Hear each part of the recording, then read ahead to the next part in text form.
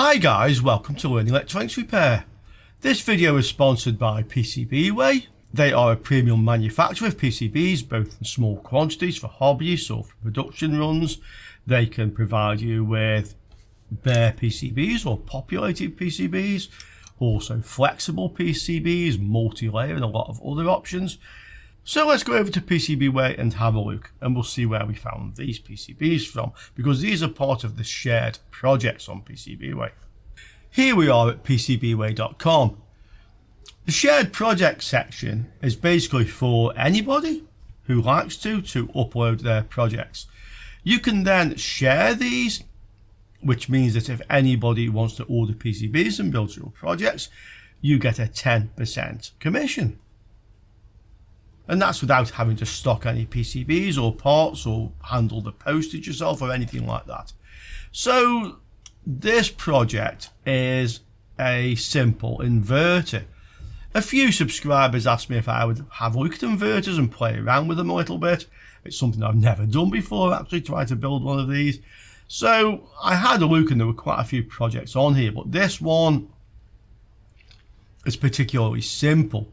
So we require a couple of MOSFETs, there's 2 Zener diodes, 2 resistors, a couple of rectifier diodes, you can see there, and it mentions a capacitor, 1 microfarad, you can get it from an ATX Power Supply, from a DED Power Supply, and the transformer from an ATX Power Supply.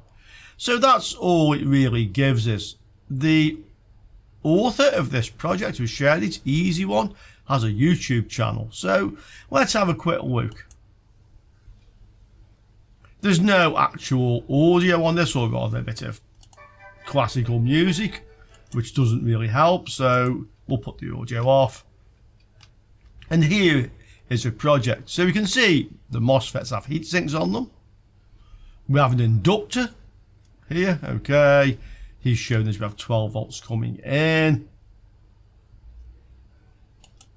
We now have the PCBs, of course, and some parts, which actually is taken from an old inverter. I think he took these from like an old UPS, to be quite honest, but MOSFETs, let's go a little bit further.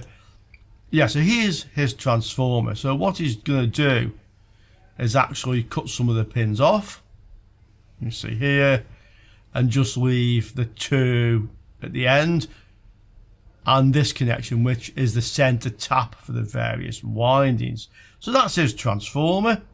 These are the MOSFETs. This is the capacitor. We find these types of capacitors in just about any ATX power supply, so we can find that there, as he says. Here he's showing the resistors. He doesn't mention the wattage of these resistors. 6.8 volt Zeners, okay. 1M4007 rectifier diodes. Yes, and 30 turns on the inductor. So that's all we really know about the components. I have then my PCBs from PCBWay.com. These are very nicely made, very easy to solder. I have my capacitor, as we saw in the video. Okay, 250 volts, 1 microfarad. I have 2 470 ohm resistors. These I think are 1/4 watt, so we're going to find out if these are suitable. But considering this runs on 12 volt, I think I can't see much of a situation where they'll be dissipating much more than that in the circuit. We have a couple of 1M4007. These are 1 amp, 1000 volt rectifier diodes. We have 2 6.8 volt Zeners. Okay. I think we can just see the markings on them. Yeah, 6V8. The other one, just check. C6V8, so that's those. I have a couple of inductors here. These are salvaged. Now, the guy says 30 turns. So if we have a look at these, I think we can see we have, starting from here, 1, 2, 3, then one comes over the top, 4, I think there's one underneath, 5, 6, 7, 8, 9, 10, 11, 12, 13, 14, 15, 16, 17, 18, 19, 20. 1, 2, 3, 4, 5, 6, 7, 8, 9, 30, maybe 31, 32, 33, but it's not far off. Okay. The other one, 1, 2, 3, 4, 5, 6, 7, 8, 9, 10, 11, 12, 13, 14, 15, 16, 17, 18, 19, 20. 1, 2, 3, 4, 5, 6, 7, 8. So we kind of have like a 33 and a 28. I could obviously take a couple of windings off this one. It's not a problem, just feed the wire through. But I don't think, although I don't know, this is very critical. So let's try these. I'll measure the inductance of these before we use them. I'm interested to see if there's much difference between the two. Same with these transformers. So I have 2 of them. I don't know again how critical this is. According to the instructions, we need to use, I think it was these 2 pins plus the center. We can soon figure out. Yeah, that's how they go into the PCB.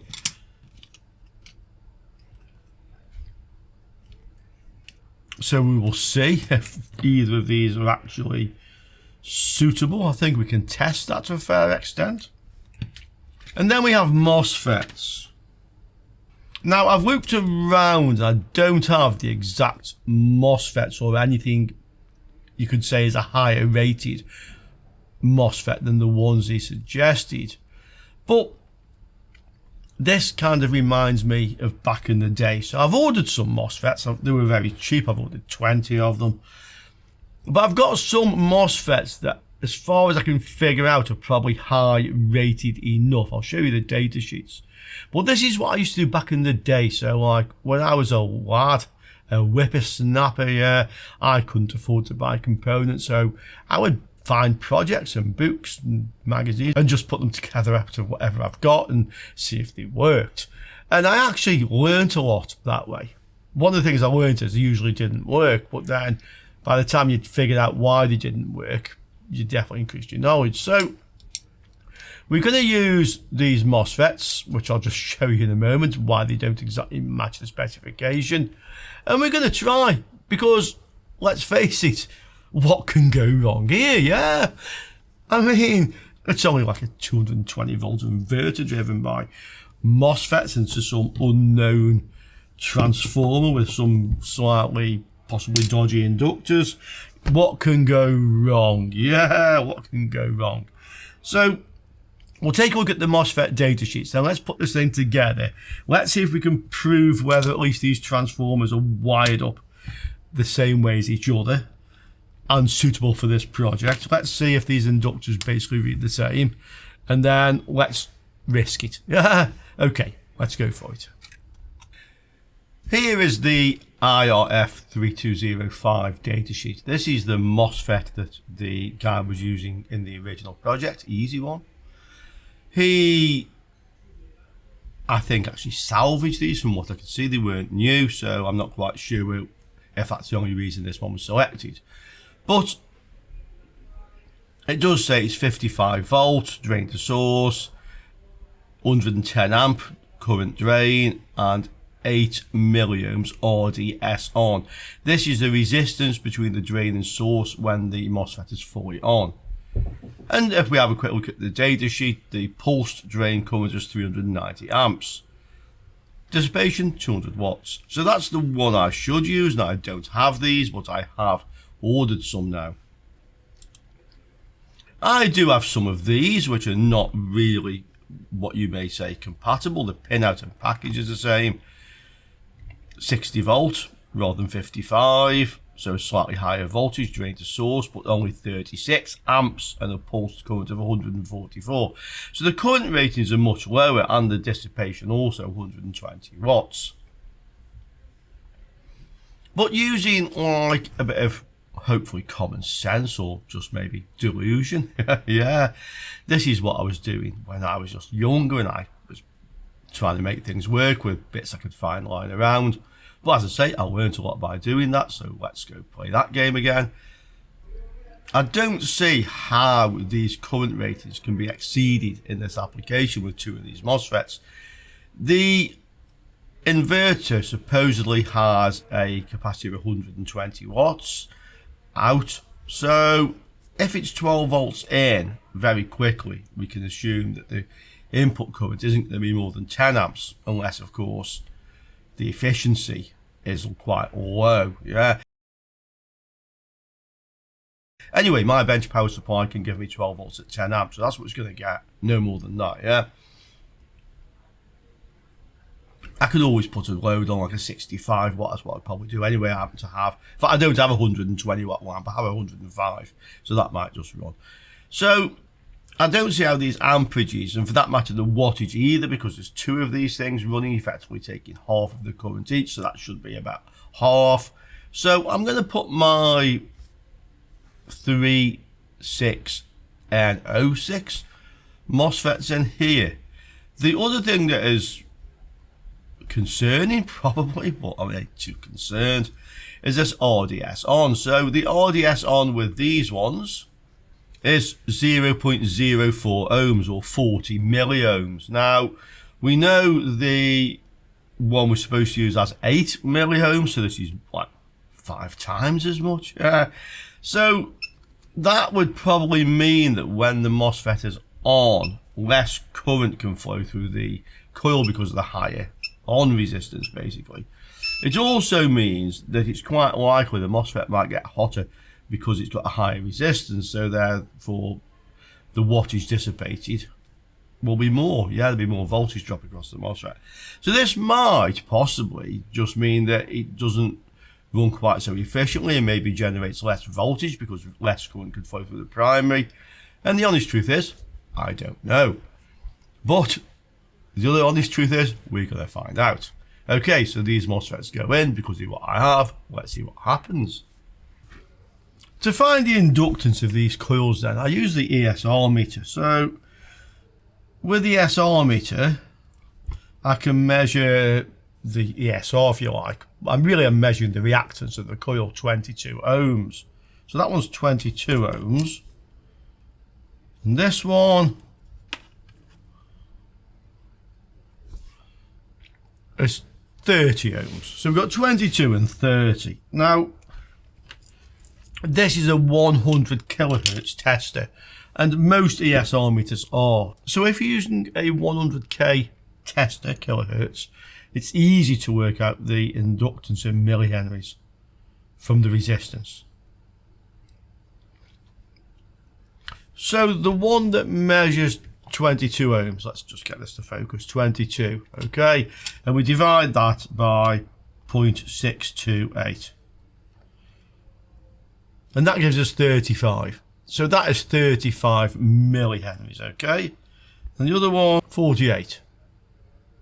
So there is some difference between the inductance of these two coils, so let's hope it isn't critical, yeah? One other thing I want to just discuss is the schematic. So we see the center tap of the transformer, L1. This is your positive supply, 12 volts. This is your negative. So this end of the MOSFET and this one connect to ground, 0 volts. This is your 12.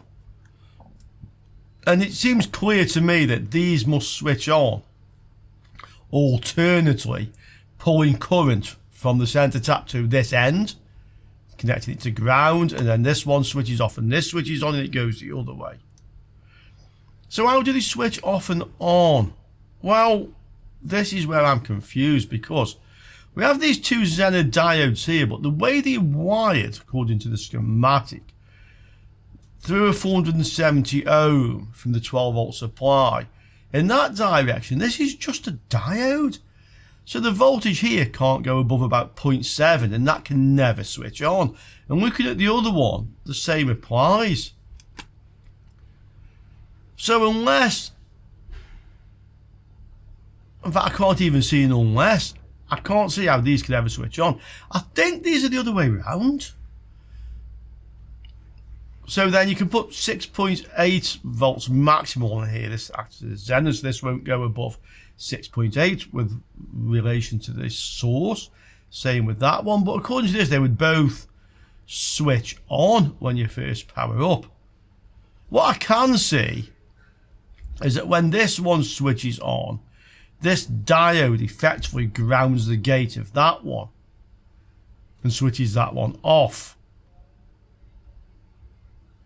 And when that one switches off, I can sort of get an idea, because if this MOSFET is switched on, it grounds the gate of that one and switches that off. And if this one is switched on, it grounds the gate, or at least down to about 0.7 volt because these diodes of this one.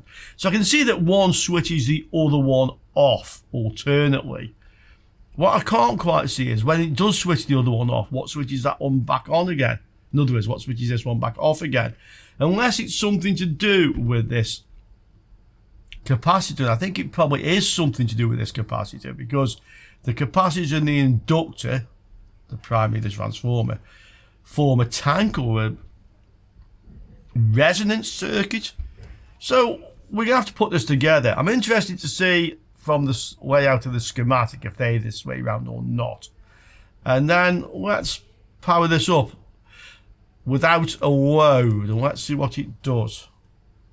Well, I can see just by looking at the tracks on the PCB that the cathode of this Zener diode does actually go to the anode of D4, which is the opposite way round to the schematic, and I'm guessing that this end goes to there on the other side of the board.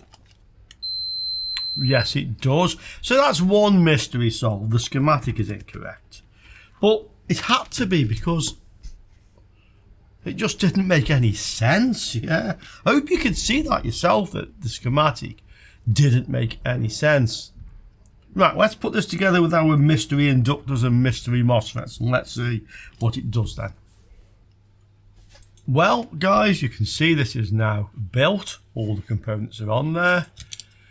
The best way to make sure this doesn't effectively blow up, which it might do, is to connect this to the power supply, my variable supply. I'll set it to 12 volts, but I'm going to set a current limit on this before I power it up.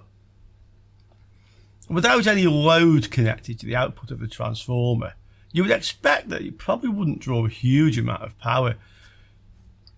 I mean, if I set it to like a maximum of 1 amp, that's like 12 watts. I don't think it's going to be drawing anything like that, but if it tries to draw any more than that, it'll just shut down the power supply, basically drop the voltage down. So let's see what happens. I'll just solder a couple of wires on here, I think, make it easy to power this up, and then we'll try it. This bench power supply can supply up to 30 volts and up to 5 amps. It's not a programmable supply, so to set the current limit, I first of all have to short the output. I've set the current quite low. Okay, well, it's actually at 1.2 amps. And now I can reduce the current. Let's go actually initially for about half an amp. Okay, that's about half an amp. Okay. Well, it draws about 30 milliamps, so it's just drawing a little bit of power, not much.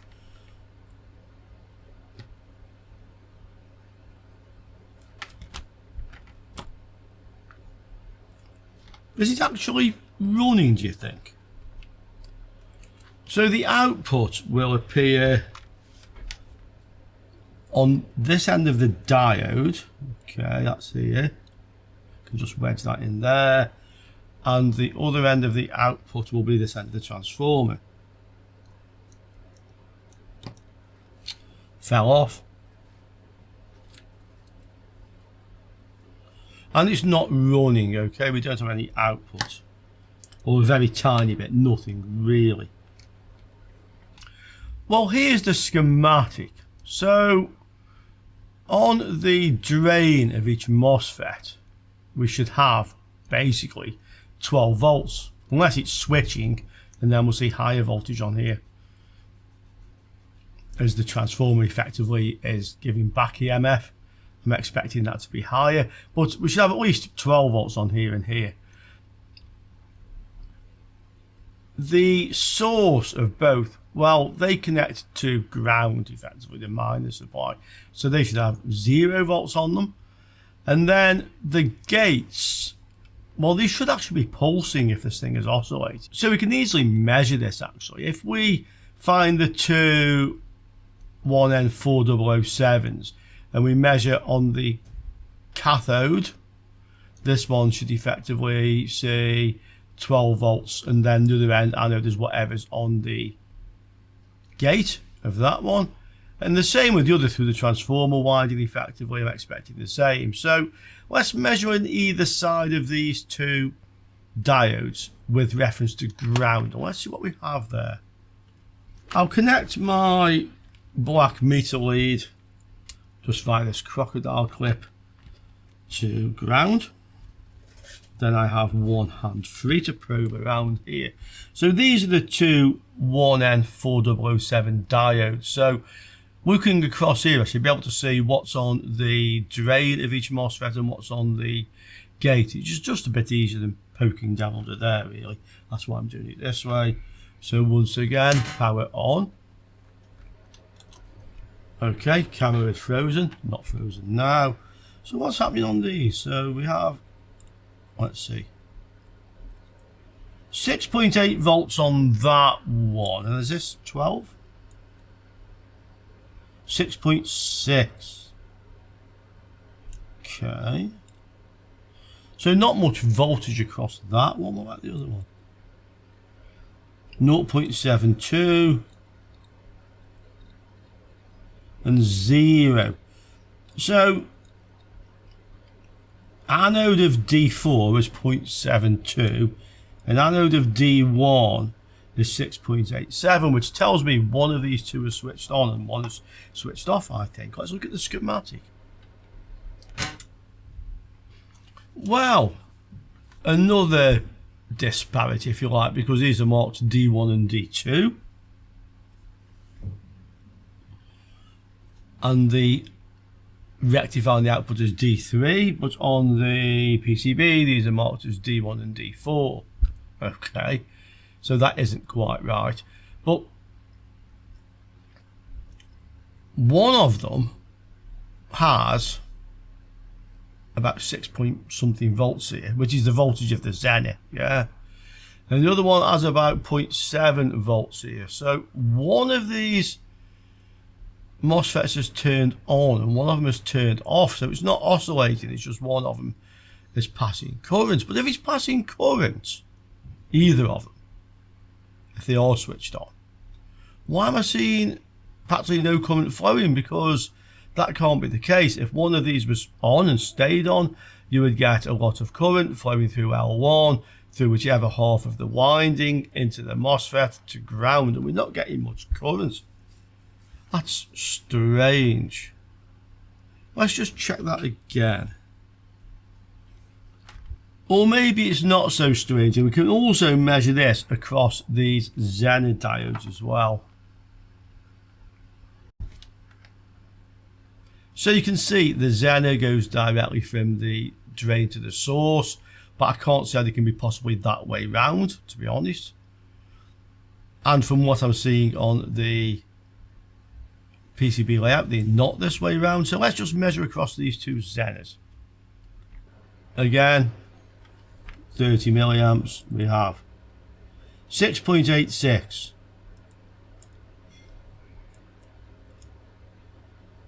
and 0.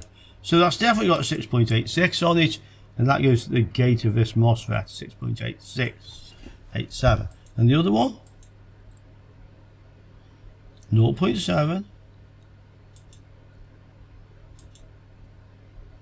0.7. So yes, definitely this one is switched on, or should be, and this one is switched off. Well, if we look at the actual drain and source, I think this is the drain. And this is basically 0.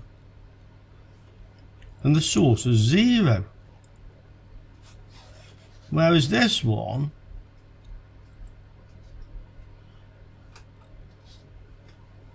six volts on the drain and 0 on the source. That tells me there's something really strange. This transformer winding not wired up in the way we think it is.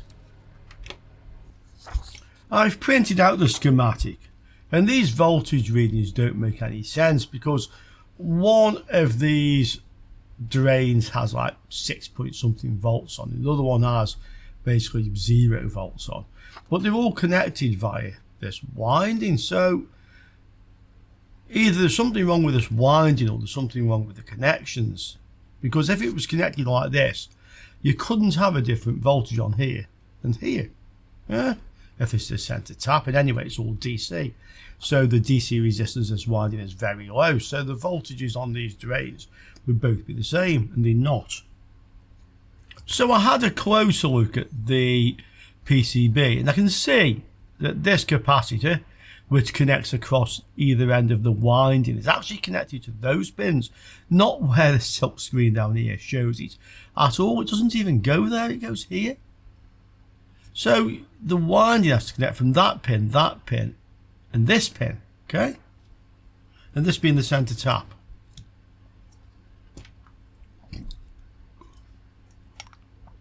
So on this transformer, it would be between this one and this one and this one. But I think you can see, because of the red colour on here, this is one winding and that is another winding. So these two are not actually on the same windings. I think we can prove that by measuring the resistance across here to here, and then from either end to the middle. And if that is a centre tap from there to there, we can say that is true. So let's have a look. From end to end, reads, what is it? Just got my fingers in the way, one moment. Just get hold of this. 13.5, and to the center tap from one end.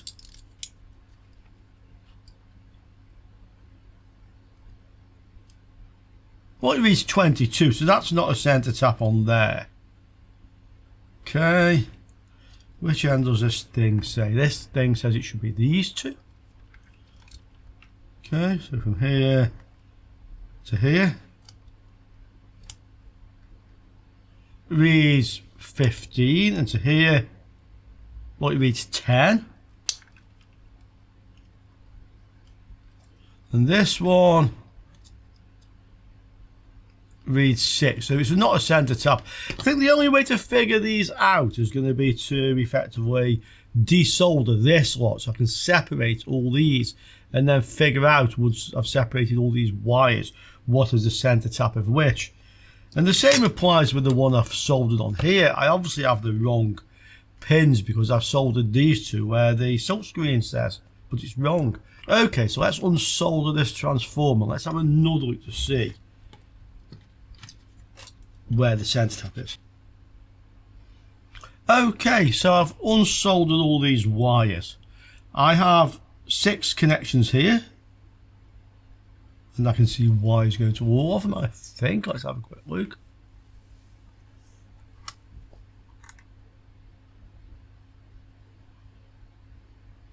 Well, this one appears to have 2 wires going to it. That one appears to have 2 wires. I can prove it by measuring to the other end, see if it goes to more than 1 wire. And this one might also have 2 wires going to it. And I think those 2 might be connected to each other. And then we have 2 more here. Okay, so let's have a look. So the first thing then is, are these 2 connected to each other?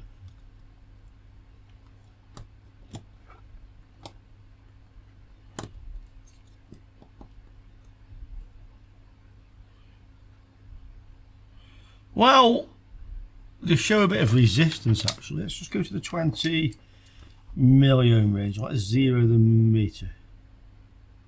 So I can just get it to 0. Very sensitive on this range. Okay, that's 0'd. Now, it's looking like that this one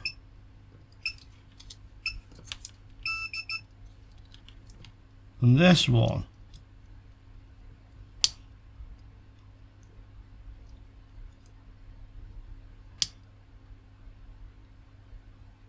connect together via a bit of a resistance. Yeah, about 2 milliohms. And then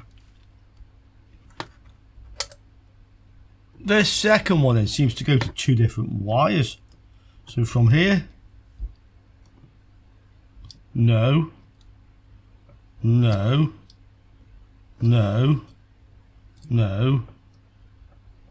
goes to that one, 11,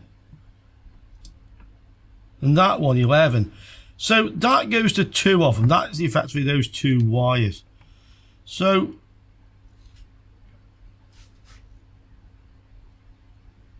where's the other end of these go to?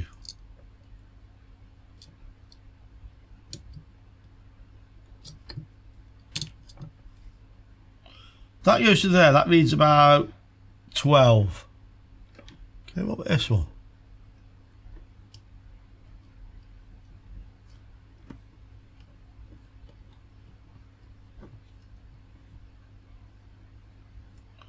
Nine. That goes more than one as well. 10. But all these have been separated out.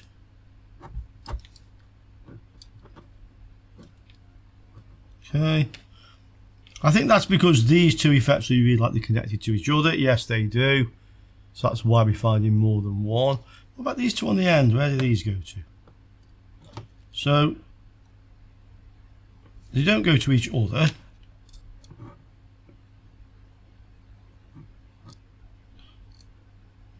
This is reading a bit higher, I think. 22. Okay. And it also goes to that one. So are these two connected to each other? Is this the two that connect together? No, 18. Not this one.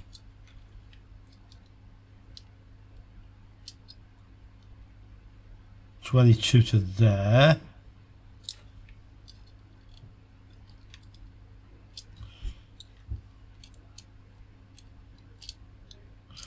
Well, I think, and I'm only thinking, that the 12 volt one is going to have the highest resistance, the most turns, okay? And that reads 22 to there.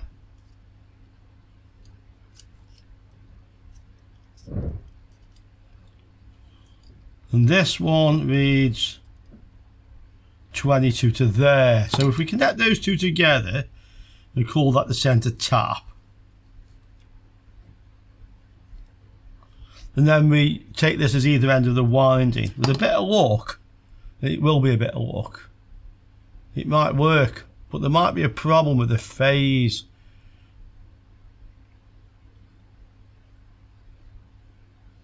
Well, all we can do is try it, yeah.